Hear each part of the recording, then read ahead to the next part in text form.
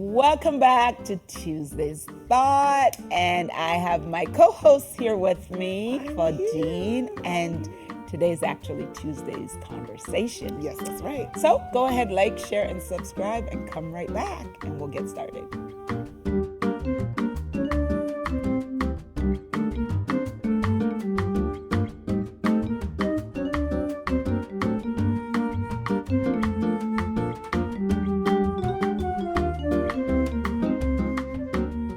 Alrighty. Okay, so, you had a great thought. Yes. You were you were thinking.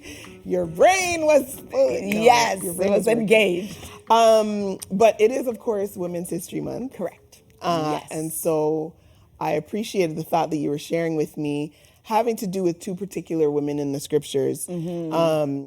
Two women that had distinct experiences. Yes. But they centered around their encounter with Christ. Absolutely. Yes. Who was the first person you were talking about? Mary Magdalene. Mary Magdalene. And what you were saying was Mary Magdalene had her encounter, or specifically speaking about the encounter that she had after the resurrection. Right. When she went to the tomb right. Mm-hmm. and she perceived that she had seen a gardener, but in fact it was Jesus. And the second person is the woman of Samaria. The woman of Samaria, at the well. AKA the woman at the well. Yes. And again, a situation of a woman who had an encounter with the Lord. Yes. And as a result of that encounter, what happened? Go ahead. Went with the message, right? So one was sent with the message and one just went with her message. So both women, after their encounter, left with the message. Right. And for those of you, just to break it down a little further, for those of you who may not be as familiar with the scripture, in the one circumstance, of course, Mary Magdalene, she had an encounter with the risen Jesus who had just been crucified. And he said, go. Right. He is risen. Right. That was the message that she left with, rather. He is risen. Mm-hmm. Whereas the woman of Samaria, she just went and said, come see a man. Right. After the encounter that she had. Mm-hmm. Right. And so with that, it's the having that encounter with Jesus. Yeah. What do you do with it? Mm-hmm. That encounter empowered them. It activated their voice. Awesome. It activated their voice. I like that. Activated their voice. So something of influence, right? Their voice became an instrument of influence in different contexts. Now, interestingly enough, with the woman at the well, she had her message, she took her message, and her message was well received. Yes, whereas Mary's message was not well received because the senses, as we've been talking about the senses in this month, it just didn't make sense. We witnessed him dying on the cross. We saw all of this. Yeah. Don't tell us he's risen. We're here because we saw him. He died. He's gone. So you're telling us something that doesn't quite make sense. Mm-hmm. And what I was taking from that, as you were saying, is first of all, it's important to know that an encounter with Christ is something that can and should empower your voice. Absolutely. Right? You ought to become a witness. You ought to tell it. You ought to share it. Yes. You ought to express who you are. But that's not to say that your message will necessarily be well received. That's it right there. Even if it isn't received, go tell somebody about it. Go tell it. That's what's important, is to tell it, right? It didn't say anything about it has to be received this way or that way. And sometimes we don't say something, even when our voice, we had that encounter and it should be activated. We don't say anything because we don't think people are going to receive it. Well, Yeah. Right? It's not going to be well received. Not going to be well received. It's still your experience. That's still what you've been given. Exactly. And that's for you to own. It's for you to claim. It might be uncomfortable, but that's your testimony. Yeah. So share your testimony. Give and your even testimony. if the masses it's not well received by the masses, it could be one person. I love that. It could be one person that needed to hear that whatever that is.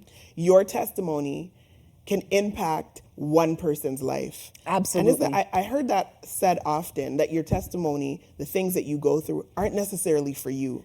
Right. But they're to help someone else. To help someone else. And I've heard that too, because God won't give you more than you can handle, right? More than you can bear. And so if I can handle it, he'll give it to me so I can testify to you and say, you know what, Claudine, this is how did it for me. He can do it for you, right? And then maybe you don't have to go through that path where you have to go through the level of, you know, however difficult it was for me. You might not have to go there because I can testify to you and say, hey, you know what, it's going to be okay because I was down here, right? And then with me telling you that, you don't have to be in such despair that, oh my God, I'm going to stay down here forever.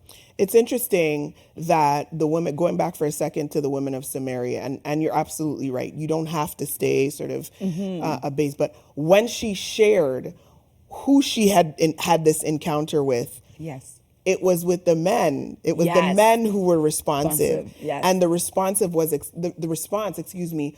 explosive, so to speak. Exactly. And sometimes you were just one word away from, you know, liberating the masses, so to speak. There you go. You don't know. And even though it was the men who responded, right? Jesus was invited to stay. Yes, he was. Women gained from it too. Absolutely. Children gained from it, even though, yes, because of who she was, it was the men that listened to her at first. The community. But then, so sometimes it's that one person that listens and that one person, or it impacts that one person, and that one person go and tell someone else. You might never know. You might never know. Might never know what your testimony is doing for a whole bunch of people out there, because one person took it and went with it and said, you know, I heard this such and such. Yeah. And as I think about the flip side, the converse of it with Mary, her message, he is risen, wasn't as received, as we said, because of what the people she was telling, because of their state of mind, because of their experience. And so that's another point of takeaway. You may not know the hearers of your message, you may not know where they are. You may not know where they are emotionally, spiritually, their capacity to receive it, but still tell it. Still tell it. Yes. Right? Absolutely. And don't take it as a personal affront necessarily if it isn't well received at the outset. Well, Jesus was not well received. Right. And what better example that a lot of things, you know, are not going to be well received, but that's not the important part. Tell people about it. Right? Impart. Sow the seed. Plant the seed. Exactly. It will be watered and come to fruition. Absolutely. I love it. Yeah. So we want to encourage you tonight. Yes. Through this conversation and through this thought, go tell somebody. Don't sit on your witness. Don't be dismayed if what the Lord has done for you, it might not necessarily be received in your environments. Perhaps it's your family. Perhaps it is among a group of coworkers. Whatever it might be. Yes. Don't be ashamed to tell it. Use your voice. Yes. Right. Your voice is a tool of influence. Absolutely. When you've had an encounter with Christ, it's not for you to hide it under a bushel or keep it inside. Right. But tell somebody, encourage somebody, empower somebody. Absolutely. Use your voice. Absolutely. And just going into the Old Testament a little bit, the young lady who was Mrs. Naaman's maid, she said something to Mrs. Naaman, Naaman the leper. The leper. Naaman the leper. And this little girl, little Israelite young lady, you know, you would think this little girl, no voice, but she knew how he could be cured from his leprosy. Absolutely. And that little girl went to her mistress and said, you know what? I wish my master would go so-and-so and this will happen, right? She used that voice. She used her voice. Yes. So don't think that you're too insignificant to use your voice. Because if that little girl might have seemed very insignificant, but because of her voice, this great man got his healing. For sure. And she's in the book. Let that empower you. It's Women's History Month. Women, come on, we're out here to women. Empower the women. Yes. The men too. Women, right? We are all important, okay? So women, you're very important, just as men are important. We could not be here without each other, right? If there was no men, we wouldn't be here. If no women, we wouldn't be here. So use your voice, women, and empower those around you. And even if you don't see the immediate result, plant the seed. Plant the seed.